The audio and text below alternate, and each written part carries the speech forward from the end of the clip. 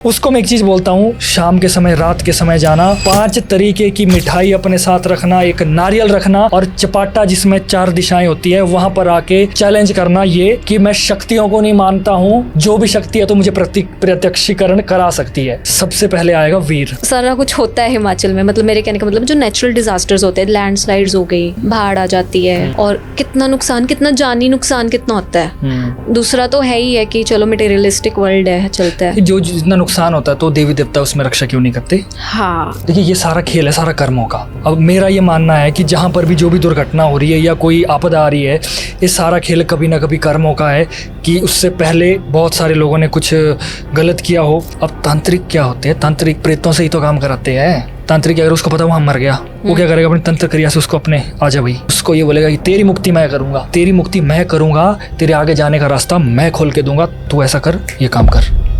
Hello guys, welcome back to my channel. आज हमारे साथ बहुत स्पेशल गेस्ट हैं। लिमिटलेस से सब आप जानते ही होंगे नीतीश को, और नीतीश आज हमारे शो पे हैं। हमारा शो इधर से इतना हो गया सो आज हम उनके साथ बहुत सारी स्टोरीज डिस्कस करेंगे जो उनको पता है, जो उनके एक्सपीरियंसेस हैं, जो उनके सब्सक्राइबर्स ने उनको बताई हैं। तो नीतीश जी, आपका बहुत बहुत स्वागत है। Thank you so much. सबसे पहले तो मुझे बुलाने के लिए, इनवाइट करने के लिए, और अच्छा लगा। मैं सबसे पहले तो अपने देवी देवताओं की जय करना चाहता हूँ, अपनी कुल देवी को, कुल देवता को मैं प्रणाम करना चाहता हूँ, और हमारे गढ़, जिस गढ़ में मैं रहता हूँ, बिजली महादेव को शत शत नमन करना चाहता हूँ। और आपका बहुत तहे दिल से धन्यवाद कि आपने बुलाया, और मतलब अच्छा लग रहा है और ये हमारे लिए प्यारा सा गिफ्ट लाए हैं। तो हाँ, आज मैं ये ऑफ कैमरा में थोड़ा सा ये है, बट ठीक है ये अभी आज से मैं हिमाचली हूँ। हिमाचली मॉडल लग रहे हो आप चलो नीतीश जी, जैसे आप हिमाचल से आते हैं, है ना, देवभूमि से आते हैं, कुल्लू से हैं आप, और कुल्लू इतनी सुंदर जगह है ना। एट द सेम टाइम जब हम उसको देवभूमि भी कहते हैं, हिमाचल में ही ना, हिमाचल के लोग बताते हैं कि अरे हमारे लिए भूत देखना तो बड़ी आम बात है, क्योंकि हॉरर चैनल है, मेरी ऑडियंस हॉरर सुनने आई है। अच्छा। तो हम उनको वैसी चीज बताएंगे, है ना। तो देवभूमि भी कहते हैं, सबसे ज्यादा देवी देवता वहां पे पूजे जाते हैं, एक एक चीज पूछ के की जाती है उनसे, है ना। लेकिन एट द सेम टाइम बोल देते हैं कि जितनी भी, मतलब कोई भी आता है, कोई भी हिमाचली आएगा ना, हमारे वहाँ पे तो ऐसे ही दिख जाती है, हमारे वहाँ पे तो ऐसा हो जाता है एक वो एक्सेंट में बोलते हैं ना कि आराम से दिख जाती है, हमारे लिए कोई बड़ी बात नहीं है। और हमें बताया भी जाता है कि कैसे इसको इग्नोर कर दो या बच जाओ, कैसे किया जाता है।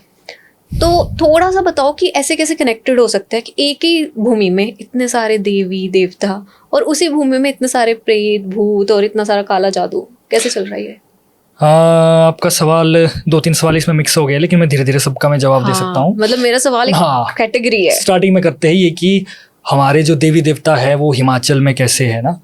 पहले तो ये है कि देवी देवता तो भारत, पूरे ही भारतवर्ष में है। लेकिन थोड़ा सा हमारे लिए बेनिफिट ये है कि हमारी जो देवभूमि है वहाँ पर हर दूसरे घर में, हर दूसरी जगह देवता विराजित है।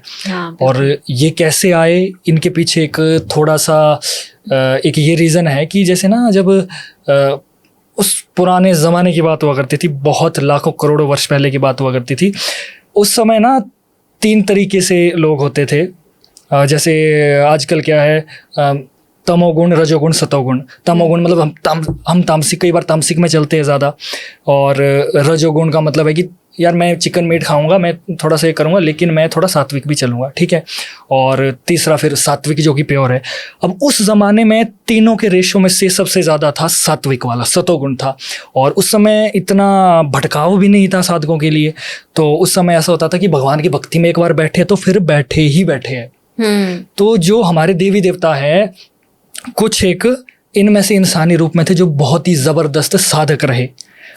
उस समय इन्होंने इतनी साधना की। देखो, अब इस चीज़ को मैं थोड़ा सा और ये भी क्लियर कर सकता हूँ कि इंसान के अंदर ही डेविल है, इंसान के अंदर ही देवता है। आप डेविल भी बन सकते हो, आप देवता भी बन सकते हो, वो सारा आपके ऊपर ही है। तो जो हमारे देवी देवता थे, तो उन्होंने बहुत अच्छे से साधना की, बहुत अच्छे से अपने आप को उस स्तर पर पहुंचाया जहाँ करके उनको एक देवता के रूप में हम मानते हैं। और आप विश्वास नहीं करोगे, इनमें से कुछ ऐसे भी देवता हैं हमारे जिन्होंने अपनी देह तक नहीं त्यागी है। मैं आपको एग्जाम्पल देता हूँ, मार्कंडेय ऋषि जी, आपने सुना होगा। मार्कंडेय ऋषि जी है जिन्होंने एक होता है ना कि कई देवता हमारे ऐसे जिन्होंने ठीक है अपने आप को विकसित कर दिया, अपने माइंड को उस लेवल तक पहुंचा दिया, वो कृपा पाली, फिर अपना शरीर त्याग दिया। लेकिन मार्कंडेय ऋषि जी, ऋषि वशिष्ठ जी, ऐसे ऐसे और भी बहुत सारे ऋषि है जिन्होंने अपनी शरीर ही नहीं त्यागा है, चिरंजीवी है वो आज भी। उनके लिए हमारे कुल्लू में थरास एक जगह है, वहाँ पर रथ है उनका प्रॉपर है, और उनको मतलब एक स्पेशलाइजेशन बताइए, डॉक्टर कहते हैं उनको, कलयुग का डॉक्टर, तंत्र मंत्र हर चीज़ का वो इलाज करते हैं अच्छे से, और वो चिरंजीवी है। तो ऐसा भी है कि जिन्होंने देह नहीं त्यागी है वो भी है, और जिन्होंने अलग अलग तरीके से अपने शरीर को छोड़ा है वो भी हमारे देवी देवता बने। जैसे मेरा जो कुलदेव है वो भी एक समय इंसान के रूप में थे जिन्होंने अच्छी साधनाएं की। तो इसलिए मैं कहता हूँ कि इंसान आज हम भी अगर अच्छी साधना करें, अच्छे मार्ग पर चले, तो हम ही देवता भी बन सकते हैं, हम ही शिव भी बन सकते हैं, और हम ही राक्षस भी बन सकते हैं। सारा है आपके जो होते हैं ना कर्मों के ऊपर है। तो आज अब ये जैसे आपने बात करी है ना, तो ऋषि जी इंटरेक्ट कैसे करते हैं? मतलब अगर उनको किसी से कुछ बात करनी है, जो भी है, वो इंटरेक्ट कैसे करते हैं? देव खेल के द्वारा, वार्ता जिसको हम बोलते हैं, या देववाणी जिसको हम लोग बोलते हैं। जैसे देखो हर देवता का ना एक अलग अलग सिस्टम होता है।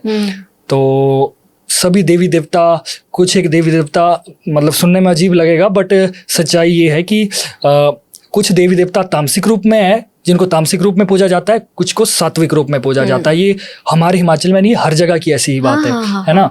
तो हमारे यहाँ पर ऐसा होता है कि एक देवता के लिए एक पर्सन होता है जिसको हम गुरु बोलते हैं, गुरु, जिसके थ्रू देवी देवता अपनी देववाणी सुनाते हैं, वार्ता सुनाते हैं। तो वो एक स्पेशल इंसान होता है, और उसके परिवार में ही आगे को वो चीज़ होती रहती है। तो उसमें ऐसा होता है कि देवता उसके शरीर में आते हैं। अच्छा, शरीर में आते हैं और उसके बाद देववाणी करते हैं। उसमें वो इंसान नहीं बोलता है, शरीर में देवता आते, फिर वो देववाणी के थ्रू वो फिर आगे जो भी बातें, जो भी कष्ट है वो बताते हैं। अच्छा, आपने ये बात कही, मतलब ये मेरा सवाल नहीं है, ये ऑडियंस का सवाल हो सकता है कि हम लोग कहते हैं कि इंसान ही मतलब है ना, लेकिन हम लोग इतना सारा चीजें करते हैं, छोटी छोटी चीजें, झूठ बोल दिया, कर लिया। हम लोग इतने प्योर हैं कि हमारे अंदर देवता हैं या हमारे थ्रू बोल रहे हैं? यार ये आपका बड़ा सही सवाल है। देखिए पता क्या है, प्योरिटी की जो डिक्लेरेशन है ना, वो हम भी तय नहीं कर पाएंगे जितना देवी देवता देख पाएंगे। तो इसका अच्छा ये जवाब हो सकता है कि देवी देवता उसको अपना सब कुछ मानते हैं, जो भी कराएंगे उसको अपने थ्रू ही कराएंगे, लेकिन उसको सरेंडर होना पड़ेगा। सरेंडर होना पड़ेगा कि देखो ऐसा तो कोई भी नहीं आज की डेट में कि यार आपने कर्म किए हैं और आपने 100 कर्म किए हैं, 100 में से अगर आप बहुत ही अच्छे हो तो कुछ ना कुछ कभी ना कभी गलती से कुछ ना कुछ हो जाता है। झूठ बोल लिया, वो भी तो एक उसमें ही आया, पाप ही आया, तो ऐसा हो जाता है। लेकिन देवी देवता जब किसी को चुनते हैं तो उसकी भयंकर परीक्षाएं होती है, भयंकर। देवी देवता का मानना यही है कि अभी तक जो है तू ठीक है, माफ है, तेरा जो भी चीज़ है माफ है, अब ये इससे आगे का जो रास्ता है ये मेरे हिसाब से चलेगा। तेरे को बाल बड़े रखने पड़े, जो भी रूल्स है सबके रूल्स नहीं होते, तेरे को बाल बढ़ाने पड़ेंगे, बाहर तेरे को खाना नहीं खाना पड़ेगा, तेरे को ये रूल भी करना पड़ेगा, ये फॉलो भी करना पड़ेगा। तो वो सारी चीज़ें जब गुरु जी हमारे समझ लेते हैं तो फिर देवी देवता उनके अंदर प्रवेश कर लेते हैं और सारा उनके हिसाब से होता है फिर।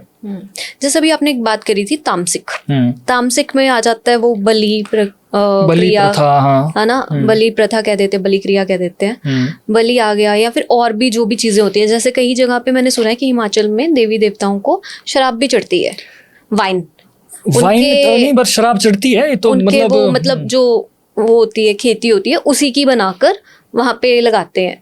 तो वो सारी जो क्रियाएं हैं, मतलब तामसिक कैसे, मतलब हम देवी देवताओं को पाने के लिए यूज कर सकते हैं? वो कैसे कनेक्ट कर रहा है? मतलब अगर मैं देवी देवता सोचती हूँ या कोई भी इंसान देवी देवता सोचता है तो वो सोचता है प्योर गॉड, है ना, प्योरिटी, सात्विक।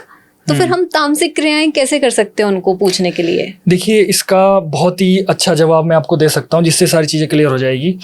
जो देवी देवता है ना, मैंने आपको कहा कि एक समय पर ये इंसान के रूप में थे, और अब मैं आपको स्टेप वाइज बताऊं तो एक तो है परमपिता परमेश्वर, वो तो है सबसे ऊपर, वहां तक की अभी हमारी बात ही नहीं हुई है ना। वहां पर जैसे एक आप ये लेके चलो, एक कॉलेज है, सबसे ऊपर होते हैं हमारे चेयरमैन जिनको हम परमपिता परमेश्वर का नाम दे सकते हैं।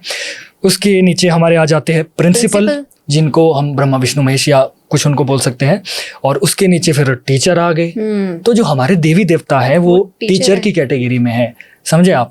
तो जब हमारे देवी देवता इंसानी रूप में, मैं ये भाव समझ पाता हूँ क्योंकि अलग अलग देवी देवताओं की इच्छाएं अलग अलग होती है, वो अलग अलग तरीके से खुश होते हैं। कोई किसी का फूल चढ़ाकर खुश होते हैं, कई जगह चलिए मदिरा भी चढ़ती है, सच्चाई है तो है। तो मेरा ये विचार है कि जब वो इंसानी रूप में थे तो उन्हें वो चीज़ पसंद थी। अब कई जगह ऐसा होता है कि धूम्रपान निषेध है, हाँ, लिखा होता है ना कई जगह, और कई जगह है कि मदिरा निषेध है। अलग अलग रूल है सभी देवी देवताओं के। कई जगह अगर जेब में बीड़ी सिगरेट हो किसी के हो तो उसको थप्पड़ भी बजते फिर देव के द्वारा ना। हाँ। तो ये अलग अलग चीज़ें। तो मेरा ये मानना है कि जब वो इंसानी रूप में थे तो वो उन चीज़ों को उनको पसंद थी, वो चीज़ें पसंद थी, या कुछ ना कुछ ऐसा रेलेवेंस हो सकती है चीज़ें, ताकि आगे वही चीज़ें चलती हुई आ रही है।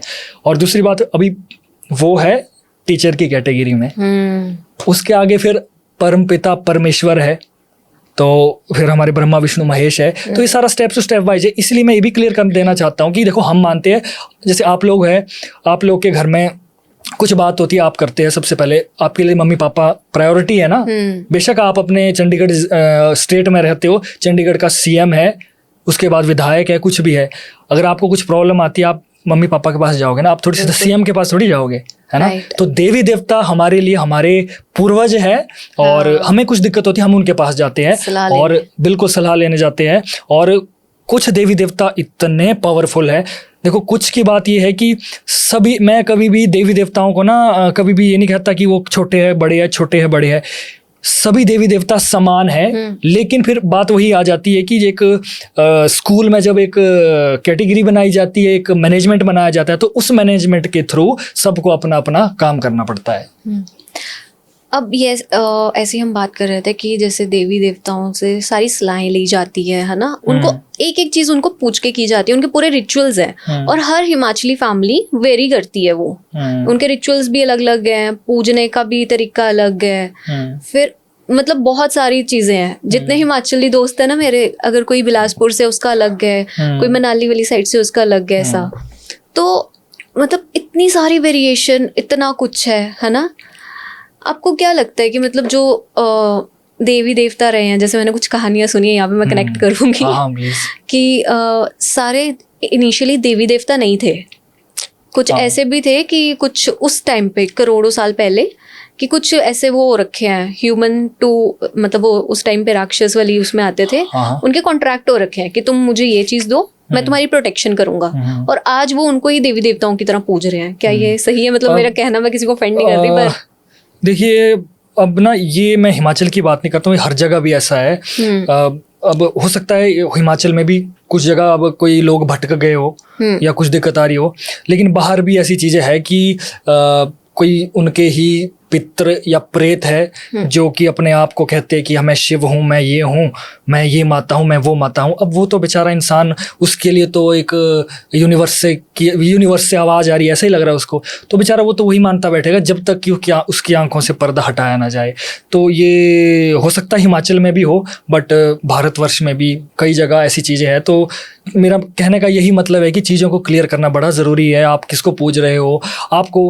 अब देखिए, एक बुराड़ी केस भी हुआ था। हाँ, बुराड़ी केस भी कितना भयंकर केस हुआ था। बुराड़ी के की तरह ही सेम केस कुछ समय पहले अभी हुआ है। तो ये सारे केसेस पता कैसे है, ये एंटिटीज आपको आपका ही भोग ले लेती है। मान लो मैं एक फॉर एग्जांपल आपको देता हूँ प्रेत का, ठीक है। प्रेत क्या होते हैं, मान लीजिए कोई आपके पूर्वज हैं, आप उनको पितृ मानेंगे, पितृ मानेंगे ना। मेरे पूर्वज जो कि अब इस दुनिया में नहीं है, हम उनको पितृ मानेंगे, लेकिन मैं आपके पूर्वज को पितृ नहीं मानूंगा, नहीं। मेरे लिए वो प्रेत है। तो प्रेत यानी कि किसी के पितृ। Yes, right. जो पहले इंसानी शरीर में थे और अब उनका सर्कल था 13 दिन वाला, वो हो गया खत्म। हाँ। ना तो उनका समय भी नहीं आया अभी जाने का। मानो कि किसी ने जाना था भैया 80 साल की उम्र में, उसकी डेथ होनी थी बेचारे की। हाँ। उसकी डेथ हो गई 30, 40, 50 कुछ में। उसके बाद जो 10 साल बचे, या तो तांत्रिक उसको कब्जे में करेगा अपने। अब तांत्रिक क्या होते हैं, तांत्रिक प्रेतों से ही तो काम कराते हैं। तांत्रिक अगर उसको पता वहां मर गया, इसलिए कहा जाता है कि जैसे वहां पर मर गया, वो क्या करेगा, अपने तंत्र क्रिया से उसको अपने आजा भाई, उसको ये बोलेगा कि तेरी मुक्ति मैं करूंगा, तेरी मुक्ति मैं करूंगा, तेरे आगे जाने का रास्ता मैं खोल के दूंगा, तू ऐसा कर, ये काम कर, ये काम कर, वो काम कर, भटका के रखेगा उसको। हालांकि मुक्ति करेगा नहीं उसकी। कई तांत्रिक, देखो तांत्रिक शब्द ना एक ऐसा नहीं कि बुरा शब्द है, तांत्रिक का मतलब है तंत्र ज्ञानी। तो तंत्र ज्ञानी अच्छा भी हो सकता है, दुष्कर्म करता है वो बुरा भी हो सकता है। कोई तंत्र ज्ञानी बेचारे अच्छे भी है जो कि छोड़ देते, भेज देते आगे कि उनका रास्ता बना देते हैं ना। लेकिन कुछ तांत्रिक ऐसे उनसे काम कराते हैं। अब वो ही जो प्रेत है, जो किसी के पितर है, वो प्रेत है, वो जाके सबको परेशान करेंगे। तो ये बड़ा जबरदस्त कॉन्सेप्ट है जिसके बारे में तो मतलब अच्छा ही सुने तो ही बेनिफिट है। अगर इसके बारे में बहुत डीप जाएंगे और इन चीज़ों को और समझने की कोशिश करेंगे तो दिमाग उतना ही हो जाएगा। और मेरा सवाल अभी भी वहीं पे है, क्या वो ऐसा कुछ है कि अभी भी मतलब जो कहीं पे अगर देवी देवताओं को भी पूजा जा रहा है तो कहीं पे ऐसे भी हैं जो कि एक्चुअल में देवी देवता नहीं थे, बस पिछले किसी टाइम पे उन्होंने उनको प्रोटेक्ट किया इंसानों को, तो आज वो राक्षस को ही पूज रहे हैं? यार राक्षस को पूजने वाला तो ट्रेंड है नहीं हिमाचल में ना, लेकिन डेमीगॉड्स कुछ एक जगह हमारे डेमीगॉड्स या डावी कुछ कह सकते हैं। ये पहले ऑडियंस को बता दो कि डेमीगॉड्स जैसे मुझे पता है, लेकिन ऑडियंस को थोड़ा क्लियर कर दो, डेमीगॉड्स, डेविल गॉड्स या फिर डावी हम जो इनको कह देते हैं वो होते क्या? देखिए ये कॉन्सेप्ट ऐसा है कि कुछ समय में अगर कोई मान लो राक्षस योनि में है और एकदम से उसका हृदय परिवर्तन हो जाता है कि नहीं अभी तक तो मैं राक्षस की योनि में, अब मुझे अच्छे काम करने हैं। कर्मों की वजह से उसको देवता माना जाता है और इसको डेमीगॉड इसलिए कहा जाता है क्योंकि पहले वो राक्षस प्रवृत्ति में था, बाद में हृदय परिवर्तन हुआ या किसी और वजह से वो एक देवता के रूप में आए, तो उनके कर्म सात्विक हो गए, कर्म सात्विक हो गए और वो अच्छा काम करने लगे। तो इसलिए उनको डेमीगॉड्स, डावी, डेविल गॉड्स ये चीजें कही जाती है। तो ये चीजें तो एग्जिस्ट है और मतलब हिमाचल में भी है। ऐसे नाम लेना मुझे नहीं लगता एक किसी की श्रद्धा को ठेस पहुंचाना हो जाएगा, बट ये कॉन्सेप्ट है और कुछ एक जगह तो है और मुझे लगता है और भी जगह शायद पॉसिबिलिटीज हो सकती है। अच्छा नीतीश जी, एक मेरा क्वेश्चन है कि मैंने ना काफी लोगों से सुना है कि हमारे देवी देवता तो बहुत गुस्से वाले हैं, कि वो बहुत गुस्सा करते हैं अगर उनको ऐसा हो जाए वैसा हो जाए, कोई भी चीज, कोई एक रिचुअल गलत हो जाए तो वो गुस्सा करते हैं। ये कहते हैं कि अगर हमने पूजा नहीं टाइम से ना तो वो गुस्सा कर देंगे, ऐसा कर देंगे। तो वो क्या कंसेप्ट है? देखिए गुस्सा वाला मैं कॉन्सेप्ट आपको क्लियर कर दूं, गुस्सा नहीं करते, वो नाराज हो जाते हैं। हाँ, that's the correct word, actually मेरी गलती है, नाराज हो जाते हैं कि हमारे।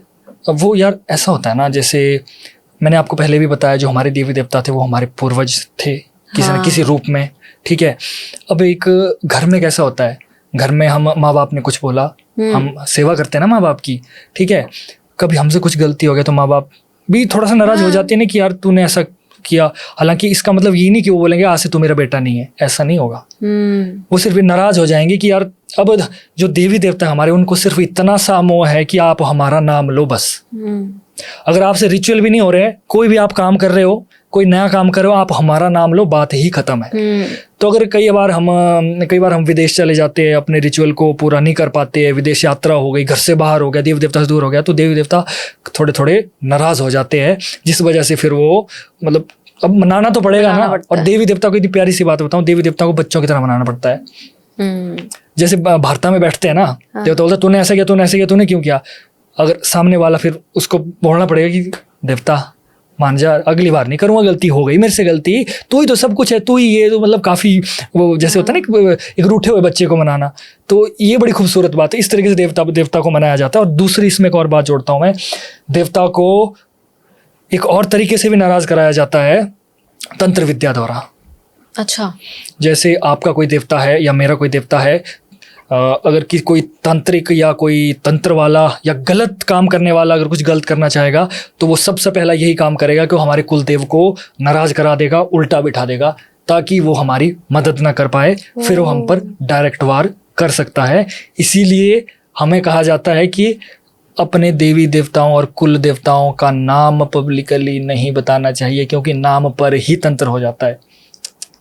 इसलिए मैं भी कभी नहीं बोलता हूँ कि मेरा कुल देवता कौन है, जो है दिल में है। और मैं औरों से भी सजेशन यही देता हूँ जो इस मार्ग में है, जो इस मार्ग में नहीं है वो तो खैर नहीं, जो इस मार्ग में है तो आप अपने एक तो अपने असली नाम जो आपका टीप वाला नाम है उसको भी गुप्त रखें हमेशा। और देवता आपके कौन है, कुल देवता कौन है, इष्ट की कोई दिक्कत नहीं है। इष्ट को आप किसी को भी मान सकते हो जो आपसे, जिसके साथ आप ना कंफर्टेबल फील करते हो, कि आपको लगता है कि बजरंग बली जी या शिव जी से मैं बड़ा कनेक्ट हो जाती हूँ, उसको आप इष्ट बना सकते हो। लेकिन कुल देवता को तो एक रहस्य बनाकर ही रखना चाहिए, जिनको के खतरा है, जिनको लगता है कि हमारा हो जाता, फिर वो ऐसा हो जाता है कि कुल देवता को उल्टा बिठा दिया जाता है, नाराज कर दिया जाता है, फिर देवता रक्षा नहीं कर पाते हैं। अच्छा, अभी आपने जैसे मेरे को ये बताया ना कि ऐसे किसी ने तंत्र क्रिया करनी हुई है, मैंने सुना पहाड़ों में ये चीज आजकल तो वैसे बहुत फैल गया है, ये सब सैटनिज्म, ब्लैक मैजिक बहुत ज्यादा फैल गया है। और बहुत सारे मतलब इंटरनेट के थ्रू भी मैंने बहुत सारे ना कमेंट्स आते हैं, I do not claim this energy, है ना, आपने भी देखे होंगे कुछ ना कुछ। तो बहुत सारी चीज़ें हैं, लेकिन जब हम बचपन में सुनते थे ना, जैसे मैं जिस एरिया से हूँ वो मेरे आसपास जम्मू, हिमाचल, सब पंजाब लगता है, तो मेरे पास तो स्टोरीज इधर उधर की बहुत है। तो हिमाचल में स्पेशली लोग कहते थे हमारे तो यहाँ पे तीसरे दिन काला जादू होता है किसी के घर पे, उसको किसी ने कुछ चिपका दिया, उसके पीछे कुछ छोड़ दिया, उसके साथ ये हो गया, उसकी दादी मर गई, मतलब तीसरे दिन की कहानियां थी ये वहाँ पे, कि हिमाचल वाले लोग ऐसे परेशान रहते थे वहाँ पे। वही ना, इतना कनेक्टेड है लोग अपने देवी देवताओं से, प्रोटेक्शन है, फिर वहाँ पे ऐसी चीजें ज्यादा क्यों होती हैं? आपने ये सवाल बड़ा अच्छा पूछा। देखिए, हिमाचल में ये चीजें ज्यादा नहीं है, पूरे भारत में ज्यादा है। मैं आपको क्लियर कर देता हूँ। देखिए, हमें क्यों पता लगता है, हमारे आसपास देवी देवता है, हम पूछ लेते कि किसने किया या कब हुआ, हमें क्लियरेंस मिल जाती है। और हिमाचल में क्लियरेंस मिल गई, इसका मतलब फिर वो चीज़ फिर फैल जाती है। वो भारत में, पूरे भारत में जादू टोना भयंकर रूप से होता है। फर्क सिर्फ इतना है कि हम पता लगा के उसका हम उपाय कर देते हैं, और बाकी ना तो पता लगता है ना तो उसका उपाय हो पाता है, जिस वजह से स्टोरीज नहीं बन पाती है ना। आपने बहुत अच्छे से एक्सप्लेन किया ना कि कैसे, क्यों पता चल जाता है, क्यों स्टोरीज वहीं की बनती हैं। हमें पता ही वहाँ का है, तो मैं वैसे ही सवाल आपसे पूछ रही हूँ। लेकिन अब एक चीज़ है, जैसे हम बार बार डाइटीज की बात कर रहे हैं, एंटिटीज की बात कर रहे हैं, है ना, तो ऐसा क्यों है कि मतलब पूरे भारत में नहीं है इतनी स्टोरीज जितनी हिमाचल की हैं, या पहाड़ों की कह लेते हैं सिंगल हैंडेडली, तो पहाड़ों में क्यों है ऐसा? देखिए, इसका मैं आपको बात ये बताऊं, हमारे ना, एक बात आपको पता है, हमारे भारत में ना सबसे कम एंटिटीज है, और जैसे दूसरे देश हो गए ना, यूएसए में सबसे ज्यादा एंटिटीज है। वो शायद से उसके इलेक्ट्रोमैग्नेटिक से कुछ है लेना। यार साइंटिफिकली नहीं मुझे पता ना, लेकिन मैं आध्यात्मिक इसका मैं जवाब दे सकता हूँ। बताओ। क्योंकि जिस चीज के बारे में नहीं पता है तो मैं वो केमिकल, वो टेक्निक वो नहीं है, साइंस वाला सिस्टम नहीं है ना अपना। तो अब देखिए, ऐसा है ना, भारत में, हिमाचल में भी बहुत कम है एज कम्पेयर टू यूएसए और बाहर जो वेस्टर्न कंट्रीज है। इसका सबसे आसान आपके लिए जवाब ये हो जाएगा। देखो, जब हमारे यहाँ पर कोई एक्सपायर होता है, हमारी विधियां कितनी है, ठीक है, 13 दिन रिचुअल्स है, ये है, उसके बाद अपना दिया जलाना, चबरखा हो गया 4 साल के बाद, इतनी सारी हम रिचुअल्स करते ताकि वो एनर्जी जो है वो मोक्ष तक या उसकी जो भी मंजिल है वहां तक वो पहुंच पाए, करते हैं ना हम लोग। फॉरेन में बहुत ही कम रिचुअल तरीके से अपनाए जाते हैं उनको, मतलब ठीक है, उनके अपने रिचुअल है, उनको गाड़ा जाता है। कई जगह एक्सीडेंट होते, कुछ होते हैं, तो वो बहुत सारे रिचुअल फॉलो नहीं कर पाते हैं, जिस वजह से वहाँ पर बहुत सारी एंटिटीज फंसी रह जाती है। और हमारे यहाँ पर जो एंटिटीज़ है वो चलो 100 में से कम 50 तो मुक्ति के मार्ग पर निकल जाते हैं, क्योंकि हम लोग में वो श्रद्धा है ना, हम लोग वो करते हैं। बाहर वो चीज़ थोड़ी सी कम होती है। तो एज़ कम्पेयर टू इंडिया में एंटिटीज़ कम है। अब बात करते हैं हमारे हिमाचल की, तो हिमाचल में भी उतनी ही एंटिटीज़ है जितनी बाकी जगह है। और फ़र्क सिर्फ इतना है कि बाकी लोग परवाह नहीं करते ना उतना, ठीक है, जैसे बाहर हो गए, दिल्ली वाले हो गए, इनको उतना नहीं, चल ठीक है, कोई आ गया, अगर किसी को तंत्र क्रिया हो गई और मर भी गया तो पता नहीं लगता है कि क्या हुआ था, उसे एक्सीडेंट हुआ था। अब हम लोग डीप जाते थोड़ा सा, हम पूछते कि यार सच में ये नेचुरल है या कुछ तंत्र क्रिया है या ये ऐसा कुछ है। तो हम लोगों को वो चीज़ें हम पता कर लेते हैं ना, तो पता लगने की वैसे एक स्टोरी मैंने पता कर ली, आपने पता कर ली, तो बहुत सारी स्टोरियाँ आ गई, और फिर ऐसा लगता है कि सारे भूत प्रेत हिमाचल में ही है, लेकिन ऐसा नहीं है, एंटिटीज हर जगह है। इस स्टूडियो में भी हज़ारों सालों पहले, 100 साल पहले कोई ना कोई मरा था, किसी न किसी की ज़मीन थी जो कि जिसका एक्सपायर हुआ था। तो कोई भी ऐसी जगह नहीं है जहाँ पर किसी की डेथ ना हुई हो। तो एंटिटीज तो हर जगह है, तो हज़ारों साल पुराने प्रेत भी होते हैं, 10-10 हज़ार साल पुराने प्रेत भी होते हैं।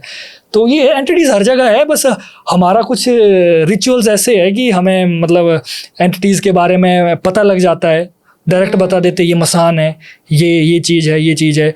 अब आप बाहर जाओगे, बाहर वाले भी अब तो ऐसा है कि पता करने हमारे हिमाचल में आ रहे हैं, जैसे मेरे काफ़ी मैसेजेस भी आते हैं कि क्या हमें देवता बताएंगे क्या। तो मैं सबसे ये कहना चाहता हूँ कि देवता का ये नहीं है कि वो सिर्फ हमारे लिए है, कोई भी आएगा उनके दरबार आएगा तो आपको आपकी समस्या का सुझाव मिलेगा ही मिलेगा। तो अब एक सवाल जो मेरा है, जो कि थोड़ा सा आपको लग सकता है कि ये कैसा अटपटा सा सवाल है, मतलब पर आप जैसे बता रहे हो देवी देवता से पूछ के सारा कुछ किया जाता है ना, सारी चीजें उनको पूछ के करते हैं हम लोग, और वो साथ भी आपका देते हैं, वो रूठ भी जाते हैं, आप मना भी लेते हैं, सारी चीजें है ना। तो जो इतना सारा कुछ होता है हिमाचल में, मतलब मेरे कहने का मतलब जो नेचुरल डिजास्टर्स होते हैं, लैंडस्लाइड्स हो गई, बाढ़ आ जाती है, और कितना नुकसान, कितना जानी नुकसान कितना होता है।